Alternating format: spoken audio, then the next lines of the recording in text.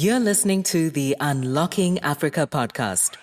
I worked between US and Europe for a bit, and then I came back to Nigeria as an adult in 2001 and have been here ever since, except for having gone back for education to do my master's. This is a way where I could blend my Nigeria side and my American side and really sit in between the two and do something new that no one else has done. We have a pilot program. It's something that I want to roll out throughout Nigeria and ideally through West Africa one day. By creating that market will eventually lead to more sustainable income for the farmers and local people. Stay tuned as we bring you inspiring people who are unlocking Africa's economic potential. You're listening to the Unlocking Africa podcast with your host, Tessa Adamu.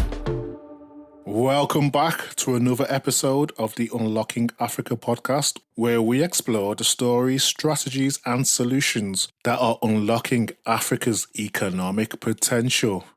My guest today is Omar Lababidi, Chief Executive Officer at Wafroex and founder of Goldswarm, a premium honey brand that is redefining what sustainable luxury means. Under his leadership, Goldswarm has become an award-winning honey producer, which supports thousands of Nigerian farmers, promotes biodiversity, and uses advanced technology to ensure purity, traceability, and environmental protection. Welcome to the podcast, Omar. How are you? Well, very well, thank you. It's a real pleasure to be with you. This is actually my first podcast, so I'm excited and a bit nervous. So I'm happy to be with you as the first. It's a pleasure, and I'm actually honored to have you as the the first podcast that you featured on with such a fantastic story. Thank you. So yeah, as always, I like to start from the beginning. I was hoping you could give us a introduction into who Omar Lababidi is. Well, I grew up in Nigeria. My family actually first came to West Africa in 1966, to Ghana, and then to move to Nigeria in 69, 70. I was born in 1976. My mom is originally from Colorado, and my dad is originally Lebanese Syrian. They had met in Texas in the 60s, went to Lebanon, got married. And then at the time, because my dad's dad had industry in Syria up until the 50s, which was then nationalized in 1956 when Syria and Egypt joined. Sort of like what happened in Cuba, if you will, kind of a parallel. And at the time, my dad's dad then made a investment into Ghana in flour milling so my dad's dad had flour mills in Syria, so they wanted to continue in that. Then started in Ghana, and then my dad wanted to start his own flour mill, so he jumped to Nigeria, and then flour milling was the basis of how he started out. And then he grew into multiple businesses and industries in Nigeria, from shipping to construction, telco, banking, and insurance, and so on and so forth. My dad had a very large industrial conglomerate in Nigeria, basically through the 80s, 90s, early 2000s. Then around 2010, sold off a lot of the manufacturing operations side, and we held on to a lot of the services. So myself, I grew up here since the 70s and 80s, and then I did my high school in Egypt. And from there, undergrad in the States for the 4 years that it was. I worked between US and Europe for a bit, and then I came back to Nigeria as an adult in 2001 and have been here ever since, except for having gone back for education to do my master's. First get an MBA and then come back, then go get another master's and then come back. So really, Nigeria has been home. Yeah. It's the basis of the family and who we are. And I love Nigeria, and it's home. Fantastic. Thank you for sharing that. So you are very much Nigerian and historically embedded in the African business ecosystem. Yes. We're here to discuss your recent business achievements in Nigeria, West Africa through Goldswarm. So, what is it that sparked such a interesting and also powerful entrepreneurial journey? In 2010, as I mentioned, when my dad had sold off the flour mills in Nigeria, I took some money and I bought the flour mills in Republic of Benin. It's a great story, but it's a different one. But in that, there's a lead in to honey. But there was a point where we had just launched our Indomie type noodles. So for us, it was called Chushu. And we were up country promoting the noodle. And I came across, we're in the bush, and for breakfast we had toast and honey. And it was just the raw honey that they literally brought from the tree from around the corner. And it just blew my mind because I'd never had that. I was like, what is this? Like, is it for real? And it was just so amazing and so beautiful. And I said, like, I'm surprised that people don't know more about this, because it's such an amazing, incredible product. This is a beautiful product. These are the type of stories that need to get out about, Africa. It's always the negative stuff, in general, as we all know. And I'm like, well, this could be one, and maybe I want to be the one to do it one day. So over time, there were a lot of macro things and micro things that had been kind of building in my mind. On the macro side, I'll speak for Nigerian in general, is everybody kind of chases the same thing. And it's bring something from outside that's already been done and do it here. And yes, there's a lot of growth, but it's growth of the same thing. It's kind of an importation model. So you're dependent on foreign currency and so on and so forth. And then also, like, when people say there's a lot of innovation separate from the internet, there's been a ton of innovation through the internet, but when I'm talking about like very traditional brick and mortar, everything that you see here is someone's taken an idea from outside and then brought it in. And then there's like very little innovation. People claim to be innovative, but they're not. They're just taking ideas from the outside and bringing it inside. And then also from a personal level, after my dad had sold off all the operating businesses, okay, so what can I do now to do something on my level?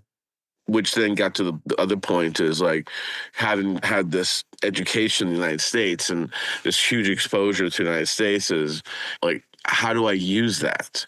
Because, a lot of that knowledge just isn't relevant in Nigeria, because as far as Nigeria is its own thing. And it's Niger, you fit sabi, Yes. And so I was like, well, I need to figure out how to use my own personal knowledge. Then I was just kind of sitting there one day, and I was like, okay, well, I didn't want to go back. I didn't want to. I said, well, what about honey? And then I didn't want to do honey out of Benin, Republic of Benin, because of this crazy story. And it's wild, great story, but it's its own thing. But I didn't want to deal with the Beninois, their mentality. I didn't want to deal with the French, that whole thing. And so, logically speaking, if it's in Benin, it should be in Nigeria. It's the same ecological zone. So I sent my guys and said, okay, what honey do we have here? They brought it down, and they're like, is that it? I'm like, yes, that's it. Awesome. And then I said, well, somebody must be doing something with this, at least to the United States. And did a little research, and there was 0 exports. And so I said, wow, okay, I'm going to do this.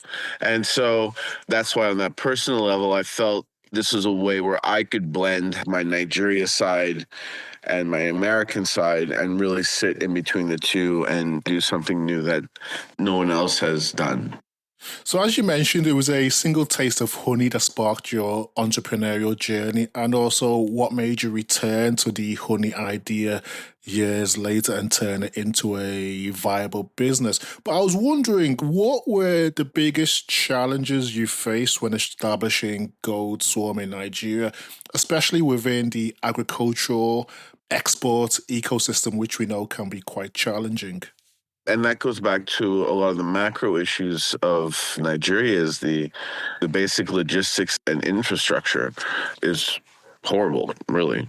And so that's what makes most agricultural exports from Africa, or I'll speak for West Africa, practically zero. Because it's not just honey. You could almost pick up anything coming from West Africa, which is amazing.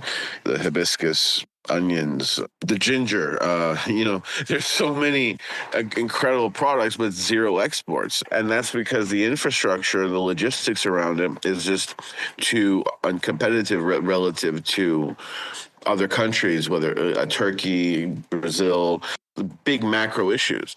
And one reason I was able to get around it has to go back to the fact that my family, the legacy part, we had all this infrastructure, built in from the flour milling days.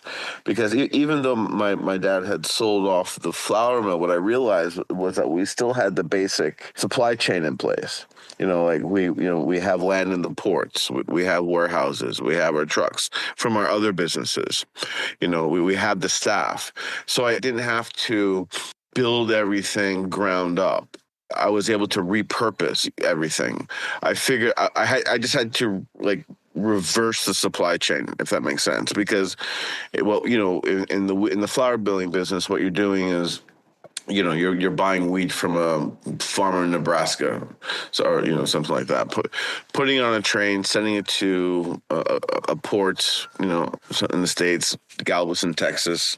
Putting it on a ship, sending it over to Lagos, grinding it in the factory, then putting it on a truck, setting it up market, and selling it at market.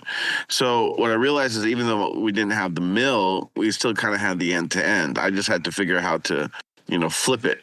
Then I figured, okay, I can get the honey, from Nigeria to the ports in Lagos, and then even on a ship. Then my big question was, well, how do I get into the United States? Because it's never been done before at scale. That's the other thing. What I'm really hoping for is to build a new industry, and not just around honey, but agricultural exports in general. And part of that is building the supply chain, and that is half the battle, because at least with honey. I'm sure this applies to other agricultural products going into the United States. It's at least 2 or 3 times the unit price coming out of Africa into the U.S. So logistics is huge. Also dealing with smallholder farmers. So, we've developed our own farm. If you're trying to deal with the United States in particular, and I didn't want to deal with Europe for different reasons, because everyone goes to Europe from West Africa for all the different reasons. Well, the colonial history, good and bad. That's just the natural flow, and I wanted to be more with the Americans who are, let's say, Europeans are generally kind of negative in their thought. Like it's a no, you have to prove, whereas in Americans it's a yes. Let's see what you got. And so I wanted that attitude, and part of that is, when you go to the United States and you say, okay, here's my product, and they'll be like, yeah, I love it. I need 100 containers. And you're like, oh, but I only have one. They're like, oh, sorry, we love it, but, you're too small. That's the U.S., right? Because it's such a huge market. Yes. So you have to be able to get that scale part running up. And so you can't just go buy, a huge amount of land here and then try and do that to compete in the United States. So the economics will be, blown out of the water.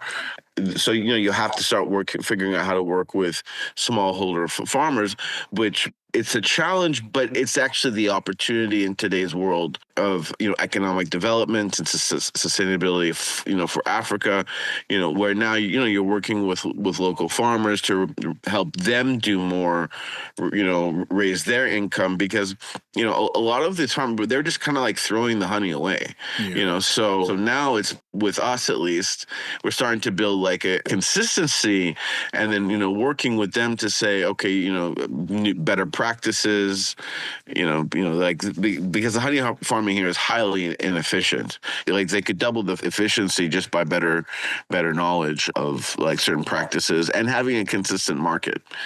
So then it was like I realized, okay, well, we can sort of flip the script here by and turn this economic advantage into not just a social advantage, but like a development, advantage and a story. Actually try and help, not just people, but then it also hit me from the environment. like for the sustainability side, because one thing that kills me is the cutting down of trees and deforestation. It's something that just bothers me, just the amount of trees get cut down unnecessarily. And, I see it in Legos, and I'm now become officially old enough to remember what Legos was like before, so so I can be like my dad and say, I remember when, when this happened, by creating new forms of income and building out the honey, turning farmers into beekeepers, they will have more incentive not to cut down their trees. Brilliant. You mentioned earlier that there are so many incredible products within Nigeria, Africa, but zero exports. I read, and I was actually surprised to hear that Goldswarm became the first Nigerian agricultural brand to export to the US in 2024. Yeah. Is that correct? Yeah, that's correct. Yeah. That's actually really surprising. So what would you say were the key success factors behind achieving that milestone? Well, like I said, it's because I knew both sides of the equation. Like on the Nigeria side, because I grew up here and it's home, I know how to move through Nigeria. We had the infrastructure in place. Because, that's an important thing is if anybody can go buy honey, honey by itself is available. That's not the hard part. It's all the series of hurdles somebody has to go through. And there's all these like little hurdles that add up into one massive hurdle.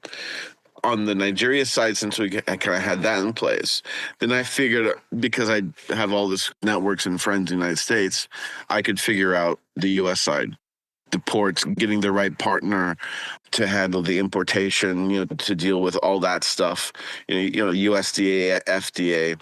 And honestly, once I was able to get a container into the United States, for me, I was confident that now becomes a sales and marketing game. And I have to figure out that it's a lot more expensive in the United States, and that's something that surprised me. But once I knew I could consistently get product into the United States, that was a huge part of the battle. And one last important thing, just on an economic point of view, because of the price differential, is that I had originally wanted to sell bulk, just to kind of get going and feel my way into the United States. But because of the uncompetition of Nigerian and West African honey, I had to figure out a way. Basically, I had to jump up and go straight into retail. And so to create the brand, create the story, and then I wanted to create like a beautiful product that the marketing and emotionally represents how gorgeous and amazing the actual physical product is. Fantastic. So going back to a point that you made earlier, if we look closer, can you walk us through the actual process of developing Goldswarm's premium products? Basically from the hive to the jar. The hive. Yeah, how do you maintain the quality, consistency across thousands of farmers? Yeah, so we have a large team, probably about maybe 40, 50 people. Okay. And we have this kind of regional system that's in place. And then the managers of the region who are from that region then hire a couple, then have their team and then go out and work with the farmers throughout the season to do the baiting, to do the colonization, so on and so forth, until harvest is ready. And then to make sure that all that's correct, so then we get the best honey. Also, to make sure there's no adulteration, because that's a big problem globally, is where, especially coming out of Asia, either sugars or syrups are added to given to the bees or to the honey, which changes the whole profile of the honey, and which is illegal in the United States. That's why there's the big WTO fight between the U.S. and China. A lot of it's based on adulteration. So you have to be very careful that the farmers aren't adding other stuff, so you get the purest honey possible. And then, we'll bring it to locations and then, merge it, filter it, and so on and so forth, put it into drums and store it in Legos for shipping. As you mentioned, you have a large team to support the consistency, and you've also introduced some interesting innovation like honey DNA tracking. So what role has technology played in ensuring the purity and traceability of the honey? Well, the DNA tracking, that's more of a scientific project, which is it's in the pilot stage, but it's all it goes to my point is like how do you start to layer on value that so you scale this thing up so it's more than just a trading business. So the DNA idea, it was just more about data, and then so for the traceability comes with all the documentation, but where I'm really trying to go with this is where we start introducing smart hives. And so we have a pilot program. It's something that I want to roll out throughout Nigeria and ideally even through West Africa one day, where through smart hives, you can actually see what's happening in each hive in real time and collect real time data. And then you could actually track each hive to each farmer, and then that could track back to, and there would be an app, and then you could see exactly which hive that came from. So that's a work in progress, but that's eventually where I want to go with that. But not just for the traceability, because we have the traceability in place in terms of the paper trail, but by inserting a data layer in all this, then you can unlock another set of value that would get into, whether it's credit scoring, microfinance, blockchain technology, climate tracking, so on and so forth. Like that opens up a whole new fin agri-tech, element, which is a direction I'm trying to work on, which is why we have our partnerships with FUNAB, the agriculture university in Abeokuta. And I'm also working on a partnership with it's not done, so I can't say it right now, but with a major U.S. state school to really build in that, the tracking and the education part.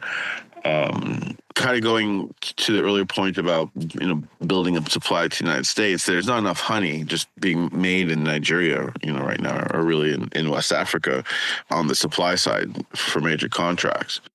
I know one American company that said to me, Omar, we could buy all Nigerians' production in 1 month. Oh. So yeah, so like Nigeria's production is nothing on the global scale. So you have to build that capacity out. And so that's also why we're working with FUNAB, and we're to train beekeepers. So I think we've already trained 250. I think by the end of this year we'll probably have maybe 1,000. I was amazed. I'm sorry, I'm going a little bit off tangent from the traceability issue, but it links up because, again, if we can create more beekeepers who then go out and, again, create a new form of, income for poor Nigerians, because, that's the thing about Nigeria. There's such a massive disparity between the rich and the poor. It's nuts. And it's gotten bigger and worse over the last. I mean, again, I'm sounding like old Baba now. And in the last 10, 15 years, that when I go out and I see all these kids and they're just like desperate for jobs, the turnout for people wanting to become beekeepers was incredible. It blew my mind. And so through us training people, giving them potential for new livelihoods, which then helps more bee production, and then helps the industry and me to have more honey to sell to the United States, and so on and so forth, and then hopefully people will take care of the environment more. So it's a virtuous circle with, and that's something that I really loved about getting into honey is it's the virtuous circle of the sustainability and the green element of it. It's not, it's for real. It's not just, slapping a sticker on something and saying, we're green. Like, this actually has the potential to make a difference. Yeah. So anyway, by working with universities and training and getting technology into new beekeeping practices, then we can really start to work up the traceability element on a digital level. Welcome to Verto Corner, where we connect market shifts to meaningful business outcomes. Today, we're looking at how South Africa's removal from the FATF grey list unlocks new opportunities in B2B payments. Here's Sanka Jinasena, sales manager at Verto, with a frontline view of what's changing. Over to you, Sanka. Thank you very much. Thanks for the intro.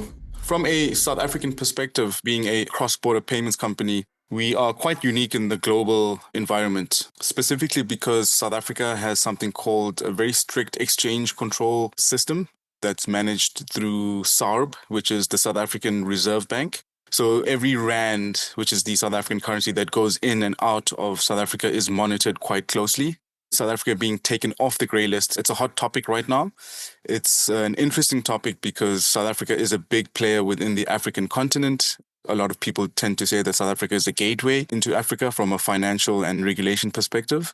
So yeah, South Africa is a big player when it comes to cross-border payments, and we're unique because we have very strict exchange control systems in place. Traditionally, where it's been quite difficult, a lot of the times we in Africa have relied on European banks to do trades between African countries, and that causes delays, it causes high costs, extra fees, etc., where in our space, we're trying to increase the efficiency of intra-Africa trade. Thank you for providing that context, Sanka. You mentioned that South Africa's position in this space is quite unique and also extremely influential in Africa. We've seen recently that South Africa has been delisted from the FATF. If we take a few steps back, what is the FATF? The FATF is the Financial Action Task Force.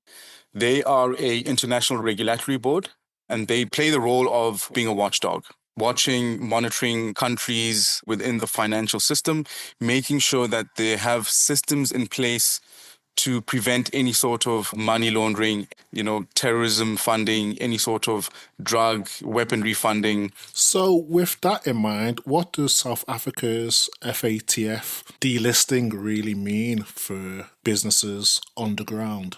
It's a huge win for South Africa. There were other countries that were taken off the grey list, such as Nigeria and Mozambique. From a sales perspective, this is almost like taking the handbrake off, right? So the first thing that I can mention is that it removes a huge sales objection. For the last 2 years where we were on the grey list, almost every conversation with, a new multinational partner or a large client, we've always had to answer grey list questions. This created doubt, created uncertainty for a lot of these multinationals or large clients that want to operate in South Africa. But now that objection is essentially going to be gone. So that whole compliance-related part of our sales cycle now just gotten shorter and simpler. So we are now creating efficiencies to bring larger entities that want to trade within South Africa. Secondly, it rebuilds our partner pipeline. So we rely on upstream partners like correspondent banks that help us to move money. And many of these international partners have a blanket policy. They say that they don't want to partner with entities that are in grey-listed jurisdictions because they feel that it is too much risk, it's too much paperwork, it's too cumbersome, it's too admin-intensive, which creates extra layers, it creates extra costs. But now that we are essentially off the naughty list, we can now re-engage partners who previously shut the door on us. So that's the second part. The third part and the final thing I would say is that it lets us to go on the offensive. So our sales pitch had to be quite defensive, saying things like, don't worry, we're safe, we can handle the compliance, etc. Now our pitch can be a lot more on the offense. We can say things like we're based in one of the most advanced, reliable financial hubs of the continent. And now we can have a conversation more around growth rather than just risk. So from your perspective, how do you think this shift impacts companies looking to, one, re-engage, or two, expand into South Africa? Yeah, good question. This is the difference between a green light and a flashing yellow one. So for any business outside of South Africa, this can mean three things. The first thing is there's going to be lower costs. It's been more expensive to transact with South Africa because of being on the grey list. International banks, the ones that clear currencies such as dollars and euros, they would add a risk premium to grey listed countries. Now that premium should slowly start to fall away because now there's a lot more trust. We're off the grey list. Everybody knows our financial systems and regulations are being followed and adhered to. So it will essentially become cheaper to pay a South African supplier or invest in a South African-based company. So that's the first thing, which is a lower cost. Secondly is faster speeds.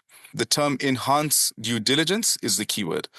While we were grey listed, a simple payment to a South African business could be stocked for days, demanding extra paperwork. That friction should now disappear. It's more of a return to business as usual, which means payments get processed more likely in hours rather than in days. So the second point is that it's just going to be a lot quicker. And then the final point is that this will be a massive confidence boost. I mean, it is a big win as an investor or a business partner that's looking at a grey list. With obvious regulatory confidence improving, Alberto, how are you reframing the value you bring to clients? I would say this is probably the most exciting part for us. Our entire value proposition gets to shift slightly. The first thing I would say is that we'd go from navigator to accelerator. So our old value proposition was, this is complex and risky, so let us be your expert navigator to get through it. Whereas now our new value proposition can be more along the lines of, the rails are clear, let's be your accelerator. How fast do you want to go? So obviously with international businesses, international companies looking at South Africa, with the different lens, the goal now is to accelerate and say, okay, let's do a lot more business. Secondly, we can focus on cost and access. Because our costs are now going to drop as our banking partners give us better rates, we can pass those efficiencies on. Thanks to Sanka Jinasena for breaking down how trust and regulation are shaping opportunities in South Africa's payment space. For businesses eyeing growth in emerging markets, staying ahead of shifts like this can make all the difference. That's it for this episode of Verto Corner. See you next week. And now back to our interview. You slightly touched on this next point in terms of training about 250 beekeepers. So if we go into this in a bit more detail, how do you ensure that your growth benefits local farmers economically, socially, and also the environmental side of it? I mean, it starts by having an industry, because right now there's nothing. No one's buying the honey. Whatever they produce, they just kind of generally, use for themselves and then throw it away. So it's creating the market, a consistent market, because even when we're not selling and in the beginning, I was still buying because I wanted to set a create that consistency of we're coming back, because otherwise, then the farmers will go do other things, and then that's where the training comes in. Is that then by having more beekeepers, then they can go out, and then we train them, help them give them the hives and so on and so forth, get them started. Then they have a new form of income out there, which then they have to keep the bees out where the bees can feed, which is forests.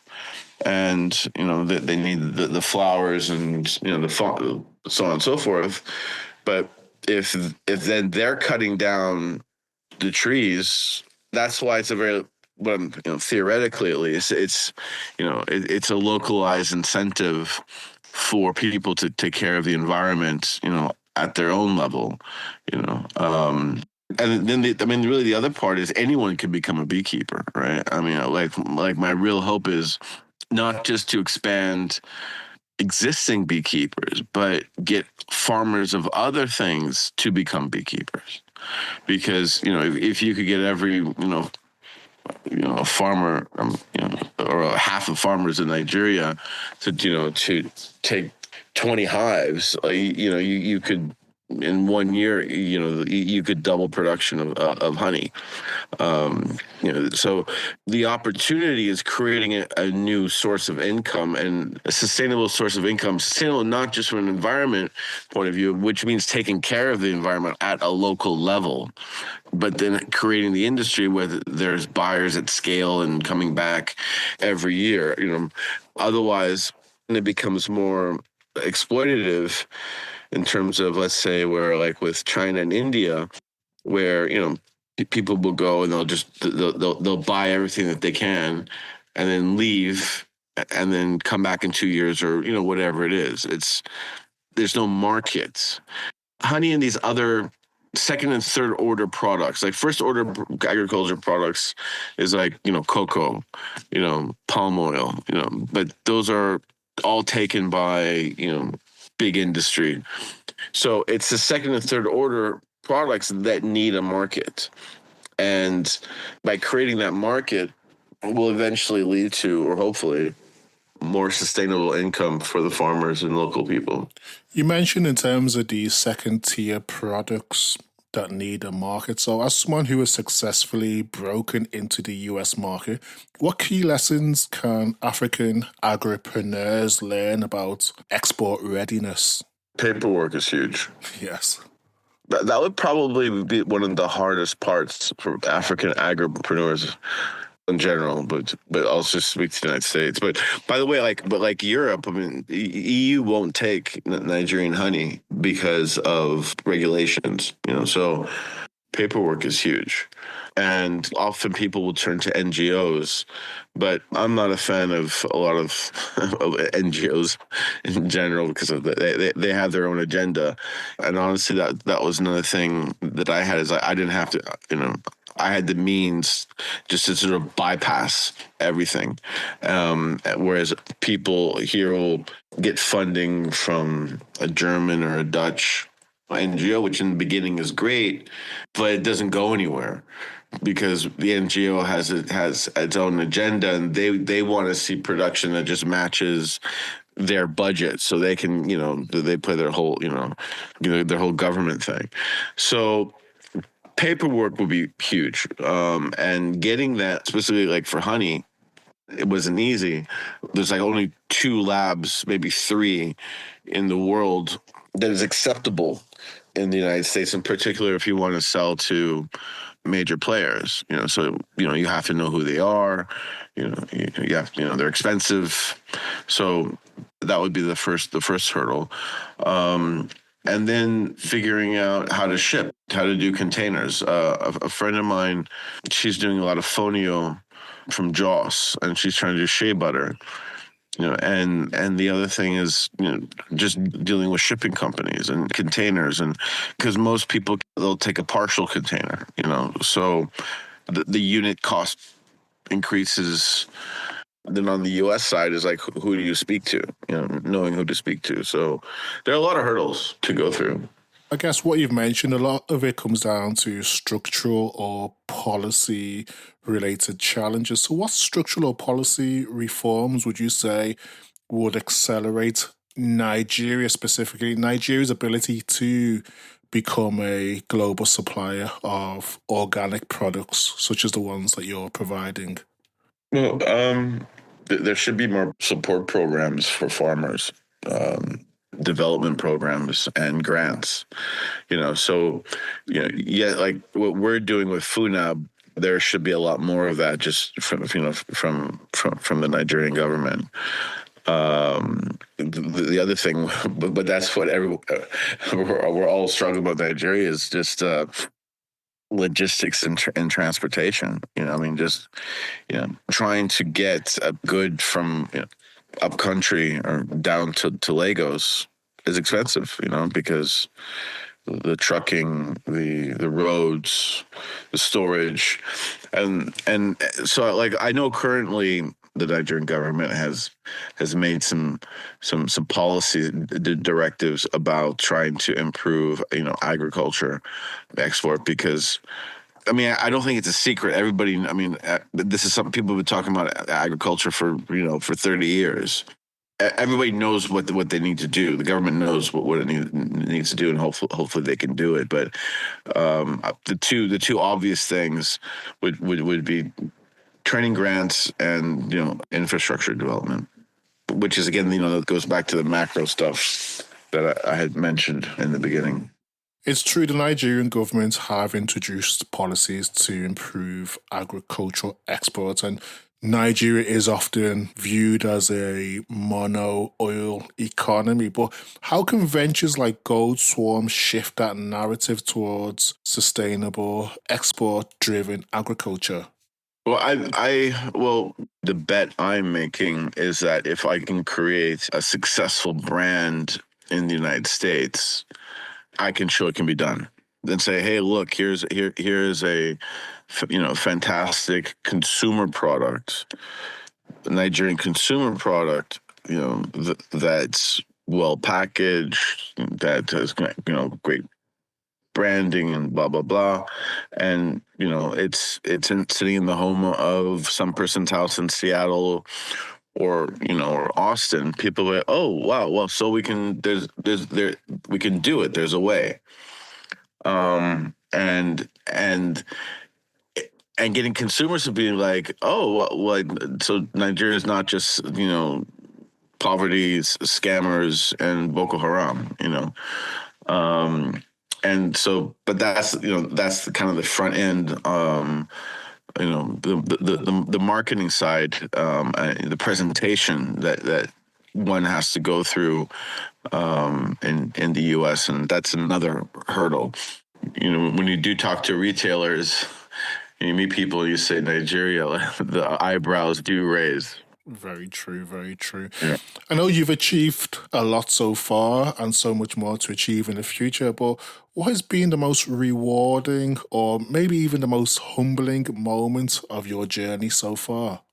The most humbling was when I was in Abeokuta, seeing all these kids who are just so enthusiastic and yearning for something new and for their future, because when you walk around Nigeria and also Lagos, I mean, just the amount of people sitting on the street is crazy, and seeing their desire to learn and help themselves, that was quite a moment. Then on the American side is just people's reaction when I get them to taste the honey. When I get the box in its final form and they open it up and the whole process, and then they try the honey, that look on their face is priceless. And I'm like, boom, game over. Fantastic. So if we go from what you've achieved so far and look to the future, what is your long-term vision for Goldswarm? Where do you see the company in the next 5 to 10 years? Yeah. Well, the funny thing is, as much as I've done, I don't think I've done anything. And that's a humbling experience, to be honest with you. Is like you get into this and you're like, wow, there's like so many different things that you have to do. And in your mind, you take for granted. You'll be, okay, setting up the U.S. logistics, that will be easy, and then it's not. There's so many layers to this. And I'm like, oh, so this is what it means to be an entrepreneur, being out in front by yourself. As much as I've kind of done, I don't think I've really done that much, and there's still so much more to do to make this successful. But in 5 years, what I'm hoping for is to have a multi-product business in the United States, which is why this year we have a partnership with the Denver Broncos NFL team. Oh wow! For the with the distillery that does the Denver Broncos honey. So if you can look it up, it's Denver Broncos honey bourbon by Breckenridge Distillery. They're using Goldswarm honey. So we're actually the first. If I could say, I believe, I think I can say this confidently, African, or at least definitely Nigerian, to at least tangentially be, associated with an NFL team. So that was a huge accomplishment, and which I'm very very very proud of that, because then that something things like that, those types of associations and partnerships change the narrative of Nigeria.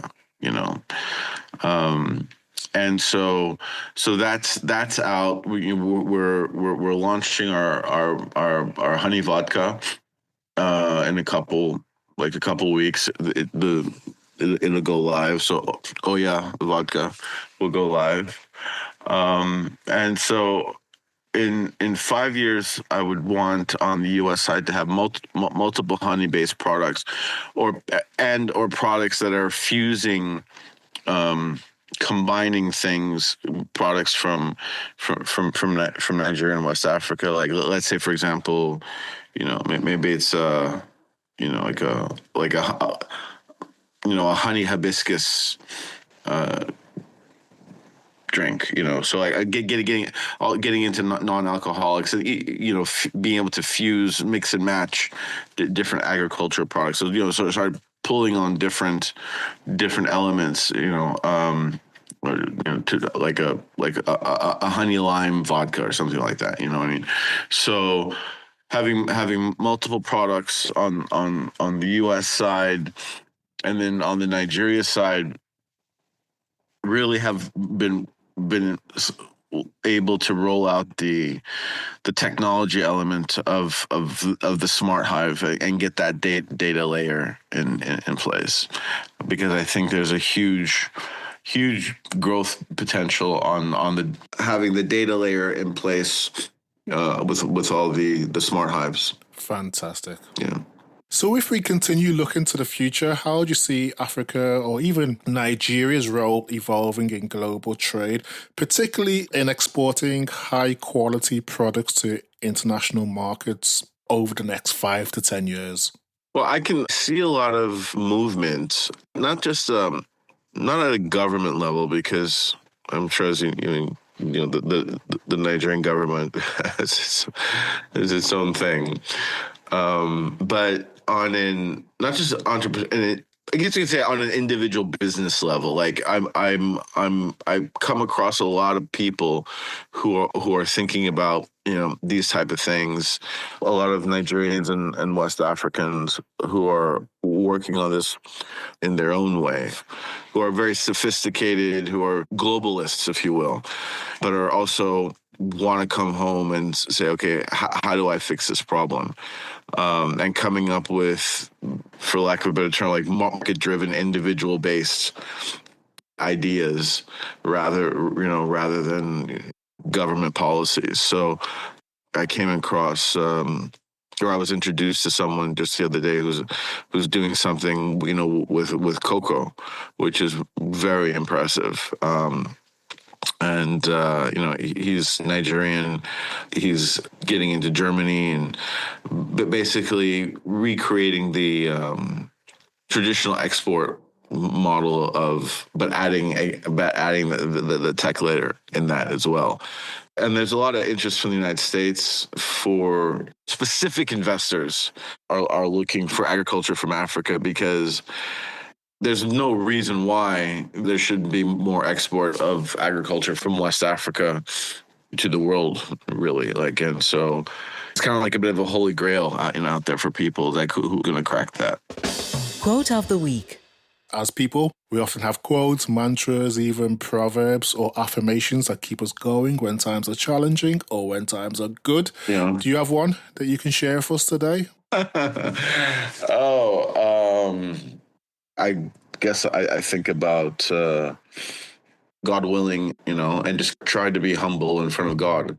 Omar, it's been a very inspiring conversation. I think you've showed how innovation, sustainability and vision can shape Africa's place in global trade.